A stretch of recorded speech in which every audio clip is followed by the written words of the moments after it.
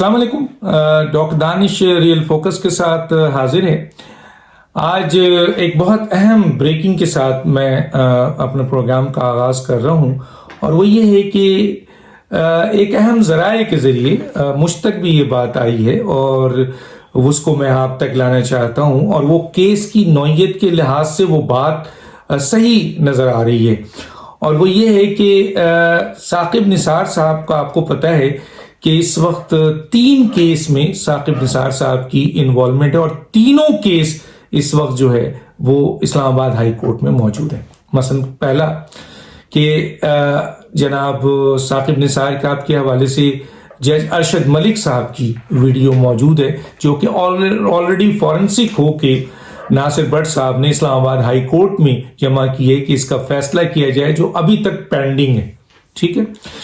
دوسرا جو کیس ہے اور یہ اس کو اب یعنی اس جو پینڈنگ ہے اس کو اب مریم نواز کے اپیل کے کیس میں کہ سزا کو کالعدم کی جائے، عرفان قادر صاحب نے اس ویڈیو کو بطور ایویڈنس جو ہے وہ شامل کیا ہے. تو اب ایک اور جگہ جو ہے وہ اس ثاقب نثار کے حوالے سے جج ارشد ملک کی ایویڈنس کے طور پر جو ہے وہ ویڈیو کو شامل تفتیش جو ہے وہ کیا گیا ہے، یعنی اب وہ کورٹ کے سامنے آ چکا ہے. تو 2 جگہ یہاں موجود ہے.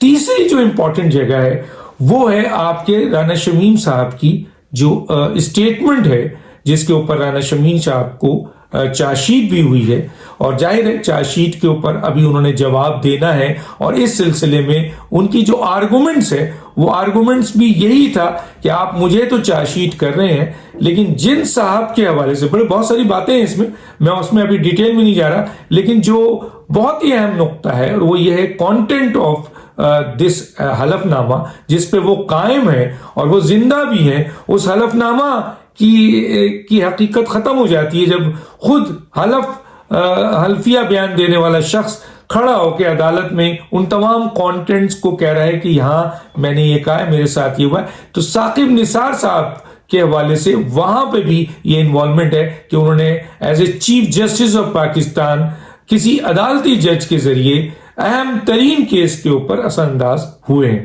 یہ بہت بڑی دوسری سنگین ایلیگیشن ہے، جس کے اوپر یہ ممکن ہے بہت زیادہ کہ اسلام آباد ہائی کورٹ جب چارج شیٹ کے بعد جرح کرے، اور جس طرح رانا شمیم صاحب نے بھی یہ پوائنٹ اٹھایا ہے کہ ثاقب نثار کو بھی تو بلایا جائے، اور تمام عدالتی جتنے بھی قانونی ماہرین ہیں بڑے بڑے اور ریٹائرڈ جج ہیں وہ بھی یہ کہتے ہیں کہ قانون کا یہ تقاضا ہے، اور انصاف کی فراہمی کے لیے ثاقب نثار صاحب کا آنا، ان کا ایفیڈیوٹ دینا، ان کا حلف اٹھانا، ان کا اسٹیٹ دینا، اور جو بھی انکوائری ہو اس انکوائری میں ان کو بھی شامل تفتیش کرنا، قانون کے لحاظ سے، آئین کے لحاظ سے اور انصاف کی فراوانی کے لحاظ سے بہت ضروری ہے. تو یہ دوسری ان کی ریکوائرمنٹ یہاں ہے.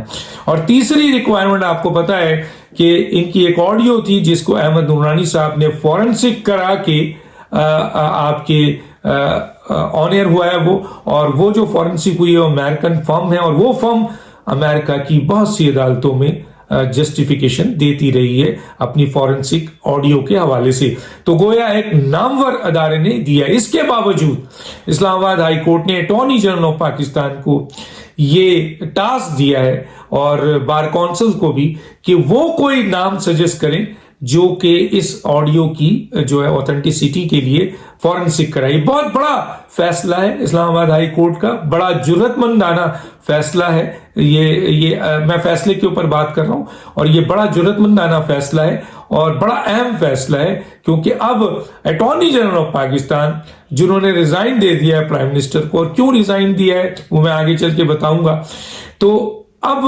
ان کو یہ ٹاسک دیا گیا ہے تو وہ کسی بڑی اوتھینٹک فرم کو ریکگنائز کریں. اور جب اوتھینٹک فرم ریکگنائز ہوگی جو بین الاقوامی طور پر بہت اہمیت رکھتی ہے، تو وہ اپنی ساکھ کو خراب تو نہیں ہونے دے گی، جو حقائق ہے وہ ضرور سامنے لائے گی. تو بظاہر تو احمد نورانی صاحب ڈٹے ہوئے ہیں، اور وہ ادارہ بھی ڈٹا ہوا ہے کہ جو آڈیو انہوں نے دی ہے، جو آڈیو آئی ہے، وہ آڈیو اوتھینٹک ہے اور فورنسک نے اس کو آتھینٹک کہا ہے. تو گویا یہاں پہ بھی ان کی انوالومنٹ ہے. تو 3 جگہ ثاقب نثار صاحب کو عدالتوں کو ابھی فیس کرنا ہے. حالانکہ اس پہ suo motu notice supreme court کو لے لینا چاہیے تھا. حالانکہ ثاقب نثار صاحب جو عدالتوں میں بیٹھ کر اپنی جب چیف جسٹس آف پاکستان تھے مختلف سویلین سے مختلف آپ کے لوگوں سے بیوروکریسی سے اداروں کے لوگوں سے یہ ان کو کہتے رہتے تھے کہ آپ کے اوپر اگر الزامات ہیں سنگین الزام ہے تو آپ کورٹ کیوں نہیں آئے, آپ کورٹ کو کیوں نہیں اپروچ کیا, آپ نے کورٹ کو کیوں نہیں بتایا تو تاکہ کورٹ آپ کو انصاف پرووائڈ کرے. یہاں ثاقب نثار پر سنگین ایلیگیشن ہے, کوئی معمولی ایلیگیشن نہیں ہے. اس ایلیگیشن کے اوپر ان پر حلف توڑنے, آئین توڑنے اور اپنے ادارے کو بدنام کرنے اور اپنی حیثیت کی کو جو ہے وہ ناجائز استعمال کرنے, غیر قانونی غیر آئینی عمل کرنے اور ایک الیکٹڈ حکومت کو گرانے کا سنگین الزام ہے, یاد رکھیے گا, ثاقب نثار کے اوپر. تو ان کو بھی تو چاہیے تھا کہ وہ امریکہ کی کورٹ چلے جاتے نورانی کے خلاف. ان کو بھی تو چاہیے تھا کہ وہ چیف جسٹس آف پاکستان بن کے دوسروں کو تو یہ کہتے تھے, خود بھی آ جاتے. اپنے عدالتوں پہ ان کو بھروسہ نہیں ہے. کیا موجودہ سپریم کورٹ پہ یا اسلام آباد ہائی کورٹ پہ ان کو بھروسہ نہیں ہے کہ وہ خود پیش ہوتے اور کہتے کہ جی آپ میں حلف اٹھاتا ہوں کہ یہ سب چیز غلط ہے. لیکن یہ ساری باتیں یہ بتا رہی ہیں کہ یہ تمام چیزیں اوتھینٹک ثابت ہوں گی, جو کہ لوگ اس کے اوپر مستقل یعنی مکمل طور پر اس بات کے لیے ناصر بٹ بھی اس بات پہ قائم ہے, آپ کے یہ بھی قائم ہے, کیا نام ہے, نورانی صاحب بھی قائم ہے, وہ ادارہ بھی قائم ہے اور رانا شمیم بھی قائم ہے. چنانچہ موجودہ حالات کو دیکھتے ہوئے اور اب یہ کیسز کے اوپر آپ کو پتا ہے رانا شمیم کی جب چارج شیٹ یعنی انہوں نے ان پر چارج فریم کر دیا ہے تو اب تو یقیناً, اور رانا شمیم نے بھی کہا ہے کہ ثاقب نثار کو بلایا جائے, تو ثاقب نثار صاحب کی کو وہاں مدعو کیا جائے گا اور یقیناً وہاں جب انکوائری ہوگی, فریش انکوائری ہوگی, جرا ہوگا, تو اس پر ثاقب نثار صاحب کس طریقے سے اپنے آپ کو ثابت کریں گے کہ وہ بے گناہ ہے, وہاں پہ پوائنٹ ہے. دوسرا, جج ارشد ملک کے حوالے سے ان کو جو ہے وہ ثابت کرنا ہے. تیسرا, اپنے آڈیو کے حوالے سے یہ ثابت کرنا ہے کہ میری آڈیو نہیں ہے, جبکہ اس پر انہوں نے متضاد بیان دیا. پہلے کہا میری آڈیو نہیں ہے, پھر کہا آڈیو ہے, توڑ کے لگایا ہے, جیسے ٹی وی چینل ان کو بتاتا رہا ویسے یہ کام کرتے رہے. تو گویا ثاقب نثار صاحب کے برے دن شروع ہو گئے. کیونکہ ان 3 کیسز میں ان کو بلایا جا رہا ہے. اور ایک اور بات, جو موجودہ حکومت جب تک ہے ثاقب نثار کو یہ اطمینان ہے کہ ان کو, کیونکہ بینیفیشری ہے نا یہ حکومت, تو اس حکومت کے بہت اہم لوگ جو اس وقت طاقتور پوزیشن پہ کہیں بیٹھے ہوئے ہیں وہ بھی اس کیس میں ضرور انوالو ہوں گے. تو اس لحاظ سے ثاقب نثار کو ڈھارس تھی کہ یہ جب تک حکومت ہے ان کو کچھ نہیں کہا جائے گا, کیونکہ عدالتوں پہ بھی دباؤ رہتا ہے. عدالتوں پہ دباؤ کا عناصر آپ دیکھ سکتے ہیں کہ خود شوکت صدیقی صاحب نے جو ہے وہ اپنے ریٹن جوڈیشل میں لکھا ہے عدالتوں کے. اس کے علاوہ یہ سارے بیانات ہیں عدالتوں کے دباؤ کے. اسی طریقے سے خود چیف جسٹس آف پاکستان یعنی چیف جسٹس آف اسلام آباد ہائی کورٹ نے بھی اس بات کا اندیا دیا تھا کہ عدالتوں پہ دباؤ ہے. جو ریٹائرڈ ججز ہیں وہ خود بتاتے ہیں. تو عدالتوں پہ دباؤ ہے اور حکومت اپنی طور پر اداروں پہ اور عدالتوں پہ دباؤ کہیں نہ کہیں سے داخل کرتی ہے. چنانچہ ثاقب نثار صاحب کو یہ اندازہ ہو چکا ہے کہ یہ حکومت جانے والی ہے اور ان 3 کیسز میں ان کو مدعو کیا جائے گا, انکوائری ہوگی. اور اب تو اتنا اوپن کیس ہے کہ ان کی آڈیو کو کسی اوتھینٹک بہت پاورفل بہت اچھی ریپوٹیبل فرم سے جو ہے وہ فورنسک کرائی جائے گی. اور یہ ٹاسک بھی اٹارنی جنرل کو دیا گیا ہے, تو اٹارنی جنرل کوئی جعلی کسی کو تو نہیں کر سکتے. اور یقیناً جو فرم ہوگی وہ اپنی ایک کیس کی وجہ سے جو ہے وہ اپنی پوری کی پوری کریڈیبلٹی تو خراب نہیں کرے گی. تو گویا بہت اہم ذرائع کے ذریعے یہ پتہ چلا ہے کہ ثاقب نثار صاحب ملک سے فرار ہو جائیں گے, ملک چھوڑ دیں گے. کیونکہ ایسی صورتحال میں ان پر سنگین الزامات ہیں اور اس الزامات کی بنیاد پر ان پر آرٹیکل 6 لگتا ہے. مثلا کوئی معمولی نہیں ہے, جیسے میں نے کہا حلف توڑا ہے, آئین توڑا ہے, قانون توڑا ہے، اس کے علاوہ اپنے اہم ترین ادارے کو داغدار کیا، اپنے عہدے کا ناجائز اور ایک الیکٹڈ حکومت کو گرایا. تو اتنے سارے ان پر جو چارج شیٹ ہے، یقیناً یہ حکومت کے جانے کے بعد جو دوسری حکومت آئے گی اس میں ثاقب نثار کے لیے کوئی راستہ نہیں ہے. وہاں انصاف ہوگا، وہاں میرٹ پہ یہ ساری چیزیں چلیں گی.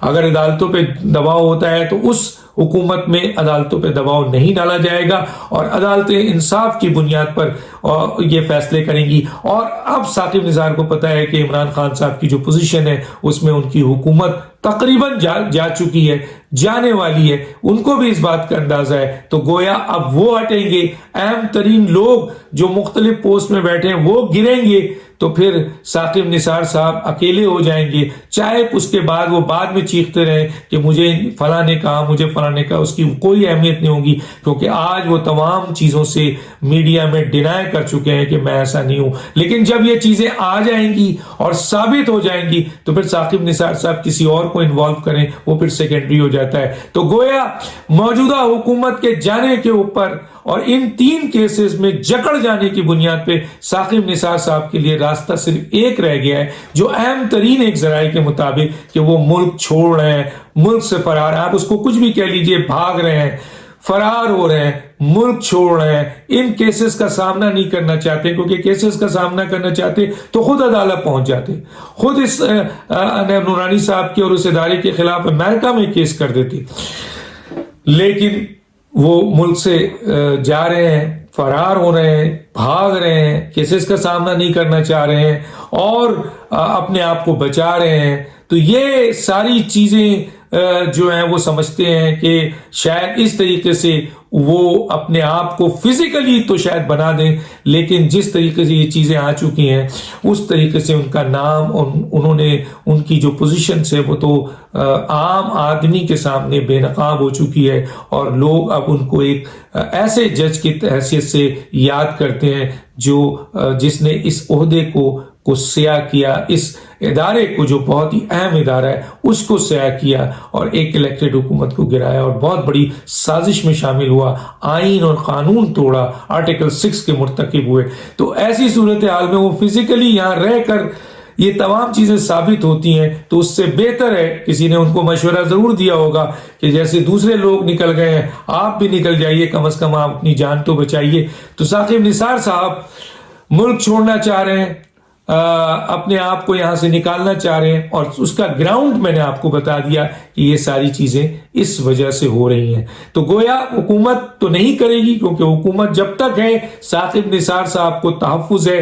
حکومت گئی تو شاید وہ دوسرا دن اگر نکلنا چاہیں گے تو پھر ان کا نام ECL میں ہوگا، نکلنے نہیں دیا جائے گا. تو شاید حکومت کے گرنے سے 2 دن پہلے ثاقب نثار صاحب نکل جائے. اب اگر ان کو پتہ چل جائے کہ جی اسمبلی کب ٹوٹ رہی ہے، عدم اعتماد پاس ہو رہا ہے یا داخل کر دیا گیا ہے، شاید اسی زمانے میں ثاقب نثار صاحب ملک سے باہر نظر آئے، اور اگر باہر ہے تو پھر وہ واپس پاکستان نہ آئے. تو یہ ایک بہت اہم اطلاع تھی جو میں نے آپ تک دی ہے، اور ان کیسز کے اوپر پورا پاکستان متوجہ ہے اور امید رکھتا ہے کہ اس کیسز کو پاکستان کی عدالتوں میں جہاں بہترین ججز ہیں، اور یہ ہمارا اہم ترین ادارہ ہے، سب سے بڑا انصاف کا ادارہ ہے، پوری قوم چاہتی ہے کہ یہ ادارہ ان کے سر پہ رہے. ہم سب چاہتے ہیں کہ ہمارا ادارہ جو ہے وہ انصاف اور میرٹ کو پکڑے، کسی دباؤ، کسی طاقت، کسی لالچ، کسی مفاد کا حصہ نہ بنے. اگر ملزم former chief justice of Pakistan ہو یا ایک آپ کے معمولی سا آپ کا کیا کہتے ہیں کوئی ملازم ہو، ان دونوں میں فرق نہیں ہونا چاہیے. ڈاکٹر دانش کو یاد دیجیے. اللہ حافظ.